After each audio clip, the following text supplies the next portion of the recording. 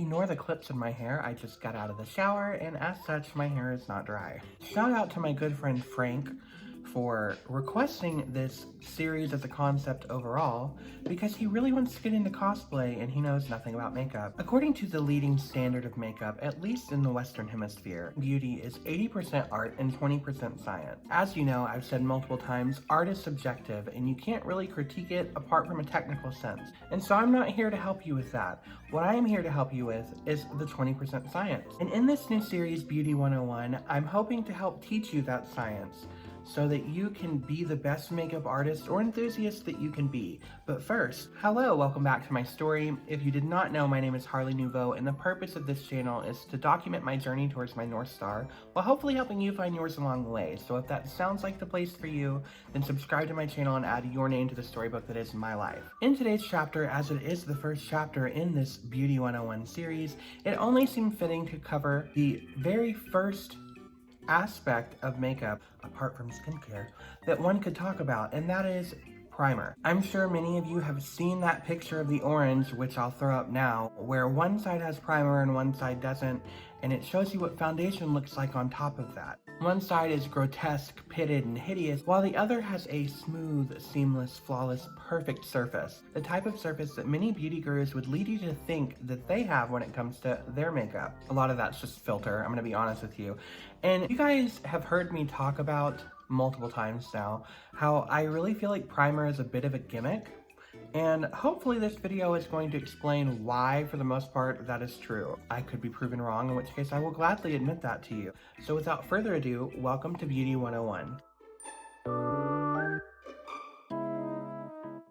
Using my arm as an example, I'm going to tell you the two main different ways of which you can apply primer. That is, with your fingers or with a brush. Preferably a flat brush of which you would put foundation on with. And to do this, I'm just going to use that 4-in-1. So you can either dot the primer onto your finger and rub it in from there, or you can dot the primer onto your foundation brush and rub it in from there. Pretty self-explanatory. You can also, if you really just want to be that way, and if you're not doing makeup on someone besides yourself, just dot it straight onto your skin wherever you want priming, and then rub it in that way with your fingers or with the brush. That's pretty much the two ways of which you put on primer. I prefer to use my fingers, as you will see in just a moment.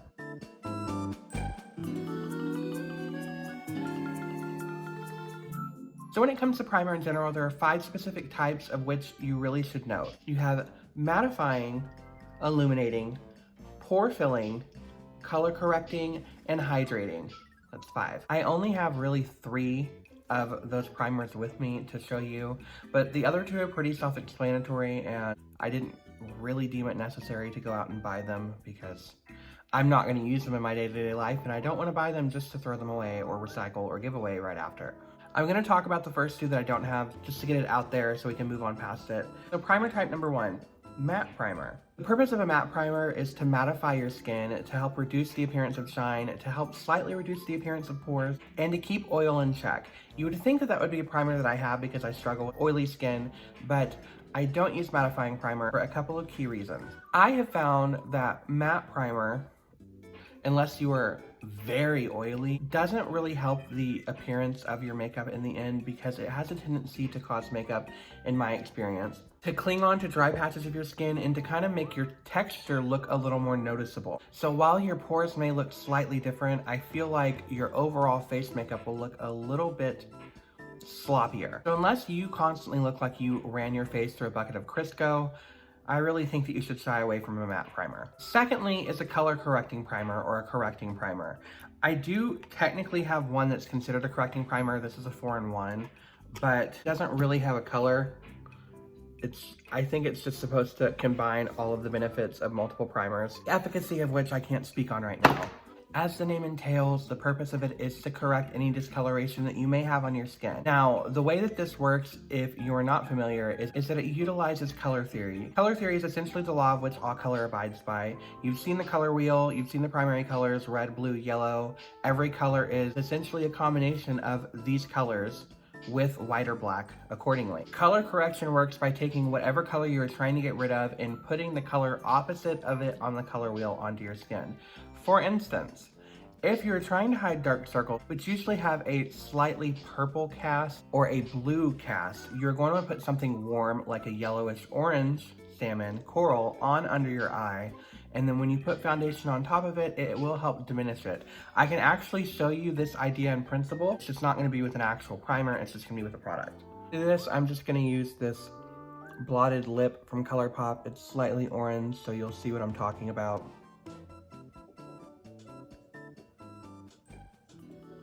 Even already, you can see putting that orange on top helped it look a little less purple. And I'm going to go on top of that with a concealer to show you how it ultimately affects the finish of your makeup.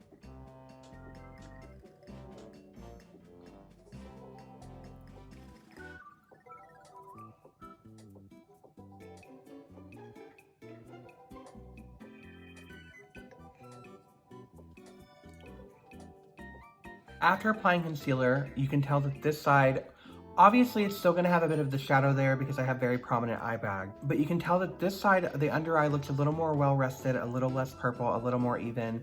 This side, you can still kind of see that darkness, sallowness coming through, and it looks like I'm a little more tired. That is essentially how a color corrector works. Now, the important color correctors of which you should keep in mind are going to be obviously like the more coral orange, salmon colors for darkness. And then particularly people who have discoloration from facial hair, you can go in with that same color and it will help balance that out. Or if you have a overt amount of redness, you can use a green color corrector and it will help even out that pigmentation as well. The reason that I find color corrector for the most part useless is because we live in a day and age of which people use very full coverage products over more sheer lightweight products, and a full coverage product already will even out discoloration unless you're just really bad at applying it. So people, and you've seen this trend popular on YouTube, will go in with like a ton of orange, Nikita Dragon, James Charles, and they will then throw a full coverage on top of it. They're basically just wasting their time. They're doubling up when they don't need to. A simple full coverage will pretty much do the job of color correcting. Primer number 3 is going to be Illuminating Primer. If you really want to have a natural glow underneath your makeup, if you really want to look like you have healthy skin, an illuminating primer is going to be the one that you want to pick. These primers can be worn alone or mixed with moisturizer or put underneath your foundation to give that subtle bit of radiance. And it comes in a couple different formats. One is going to be a more cream format or a thicker, dense format for that. I have the e.l.f. Illuminating Putty Primer. The other one is going to be more of like a liquidy format. This is the Amuse Cosmetics Liquid Illuminate Pro series. This is going to just be a strobing cream. Essentially, it's an illuminating primer as well. As you can see, the strobing cream or liquid illuminating primer is going to be a lot more blinding, a lot more intense of a highlight. The putty form or the denser form is going to be a lot more subtle. So the primer of which you pick is really going to depend on the effect you want to achieve. People who are interested in the K-Beauty glass skin trend are going to probably want to go with the liquid form because it's going to give the skin a lot more radiance. And this is going to be for people who feel like their makeup always comes across a tad bit flat, especially people who prefer a more mattifying finish because, as we've already established, the purpose of a matte is to get rid of that natural shine. When you get rid of that natural shine, it makes you look very two-dimensional, which is why people are so big into highlighting.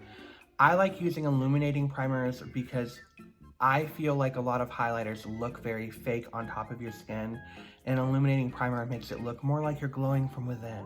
I'm going to apply one side of this area with that putty primer, and I'm going to do this side with the liquid cream, just so you can see what it looks like with foundation on top.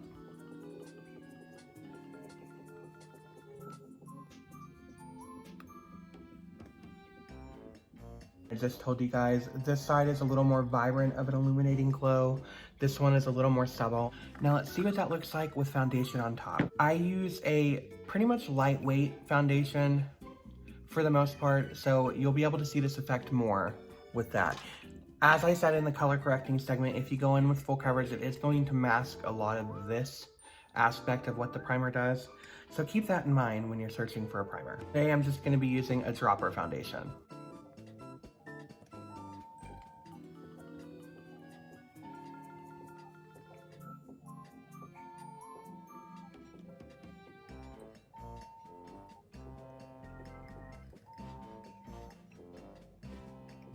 As you can see, there is a subtle radiance that's coming through from underneath the foundation. It makes you look as though your skin is more healthy and glowy and fresh. But we also see the first instance of what I've talked about at the beginning of this video, where you can't really tell a big difference between the two different primers on the face.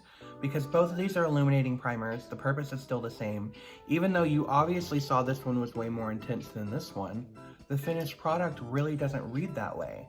Next up, we have hydrating primers. If you're going for a more youthful, dewy look, which is really popular right now, I've noticed in makeup trends, then a hydrating primer is going to be for you. Hydrating primers often contain hyaluronic acid, which plumps and boosts hydration, and it will give your skin more of a dewy finish, often making it look like you have, as I said, natural, youthful, healthy looking skin. I also feel that of all of the primers of which we've talked about so far, hydrating primers are going to help you have the smoothest application of your makeup because your skin is going to be more hydrated, obviously, and thus your makeup isn't going to cling to spots as often. The primer of which I have, for example of this, is the Pretty Fresh Hyaluronic Primer from ColourPop. Looking at the back of my hand, as you can see when I put this on, it stays relatively the same. It just looks slightly more hydrated than my dry skin and my hair. Of all of the primers of which I've talked about, I do feel like hydrating primer is the most gimmicky because it essentially performs the function that a moisturizer is going to do. And since it's usually recommended that you do have your skincare before you put makeup on, you already moisturize. So you're basically just doubling up on moisturizer. But I will show you what this looks like on the face nonetheless and underneath makeup. And to do that, I'm gonna put it on one half of my forehead for you guys so you can really see what I'm talking about. So this side has no hydrating primer, this side has hydrating primer.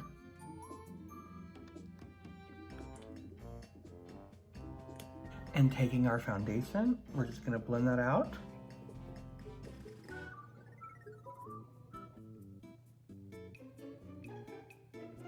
And there you go. As you can see again, there is very minimal difference, if any, between the two sides. Primer side, non-primer side. Does one look particularly hydrated to you? No, I would argue it looks virtually the exact same.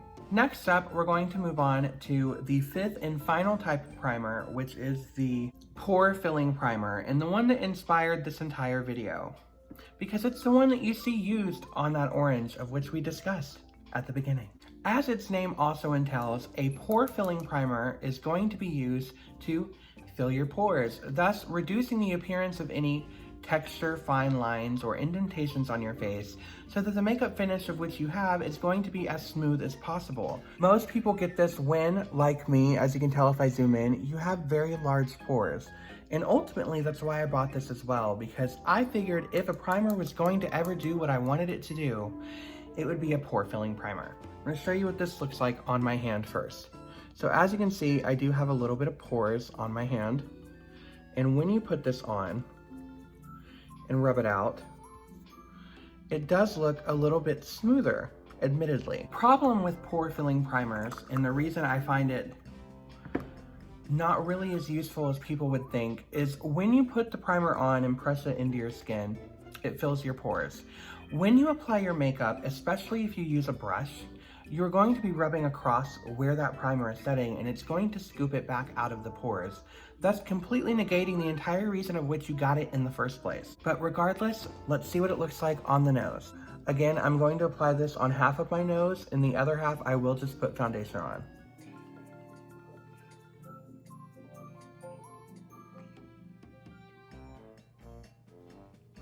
As you can see, I have primer on this half. I do not have it on this half. And even on camera right now with no makeup on, it does look smoother here than it does here. But we'll see if that effect carries on through the application of my foundation. I always have such a hard time getting the coverage even on my nose. So looking at it as close as I can, again, I feel like the difference is very minimal. If anything, all this primer really did was allow the foundation to cling to my nose a bit better on this side, as opposed to this side where it does look a little more red. But as far as the pore filling goes, I can hardly notice a difference. And just for the fun of it all, I'm gonna use this Pure 4-in-1 primer on my chin, because we'll see if that makes a difference at all. I do have some blemishes. Ooh, this smells good. On my chin, so maybe it'll help a little bit. It smells really good, damn.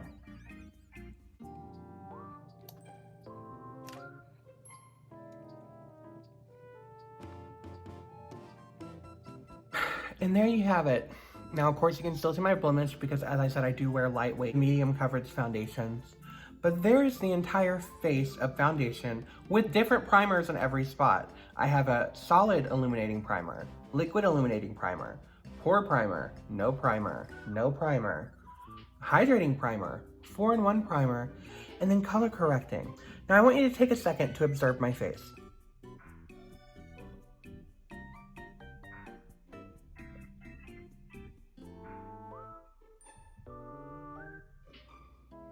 Do you see a difference anywhere? A noticeable difference that really makes it obvious I use the product in any location and not in another. I would argue the most difference that I can see visibly is right in here where I use a little bit of color correcting as opposed to over here. Keep that in mind.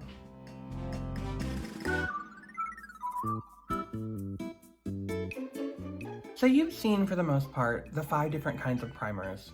As I've said before, I really don't find primers all that necessary. I feel like, especially for hydrating primers, a moisturizer is going to do most of what you're looking for. It's also going to add a bit of a healthy glow to your makeup. I will say there are definitely some uses that you can gather from these different types, depending on how you use them. For instance, you saw, looking at my hand, and on my nose when I applied it, some of these primers work really great on their own when you're wanting to look like you have healthier skin, but you really don't want to have any products on. For that reason, I would say primers are definitely something you should check out, especially for someone that really doesn't like makeup. But when it comes to somebody buying a primer for specifically the purpose of their makeup, I really don't think it's all that necessary. Because as you saw looking at my face, there's very minimal difference from each section to each section once you put on product on top of the primer. The most I noticed is there is a little bit of a healthier glow on the side I use the illuminator on, and of course color correcting has its place when you're not using full coverage. But if you're using full coverage, it's not needed. And if you're using full coverage, almost every benefit you would get from all of these primers is a moot point. So do I think that primers are necessary or even recommended for your makeup uses? Not really. If anything, I think you should just get a good skincare system, especially a good moisturizer, if you're going to be putting makeup on top. If you're wanting something to help enhance your normal skin and you don't want anything else on top of it, then I think these primers are a good way to go. But of course, you'll want to trial and error them yourself, because what works for one person might not work for the next. And there I am with a full face of, I don't know if you'd call this subtle glam, but again, after I have everything on, can you even tell I have different primers on? You probably can't. So I just don't really find it necessary, you know? I feel like there are certainly some things about primers that are useful. Color correcting can have its benefits if you are not using a full coverage product already, in which case it kind of color corrects by itself. Illuminating can give you a little bit of shine. I don't have any highlight on, so that's still just carried over. Matte, again, helps with oil control. Hydration helps with hydration, but essentially a moisturizer will do the same thing. And supposedly pore filling makes your pores look filled, but as you can see after I put everything on, it doesn't really look that filled. I feel as though primers are something that in theory sound great, but in execution really don't make much of a difference unless you don't have any makeup on. As I said, some of these things by themselves with no product on top can really help your skin go from drab to the next level, but when you pile things on top of it, it really negates a lot of the purposes of the primer in the first place. Now, you also aren't limited to just one primer. You can pick and choose in each area what you need. For instance, let's say you have an oily T-zone. Looks like I just did the rosary. You can put a mattifying primer here, but if you want a little more glow on your cheeks, you can put some illuminating primer there. Let's say you deal with dry issues in your beard area because you're a man, you can put a hydrating primer there. You don't have to limit yourself to just one, but ultimately, there's nothing primer can do that a skincare routine won't do for you already. Now, for those of you who are really new to makeup, if you're wanting to know where you can go out and get primers, Since I feel like most primers work about as well as each other, I really don't think you need to go anywhere beyond a simple drugstore. CVS, Walgreens, Rite Aid, Walmart, Target, anywhere you go, there are going to be some primers that you can try out. So if you want to dip your toes into the world that is makeup and beauty, go to the nearest consumeristic lake near you, aka grocery store, supermarket, and dive in. I will link down below the specific primers that I use and where you can get them online if you're curious, but that's pretty much all that she wrote in this chapter. With all of that being said, this class is adjourned. As always, I am Harley Nouveau, and I wish each of you every happiness until our stars next align.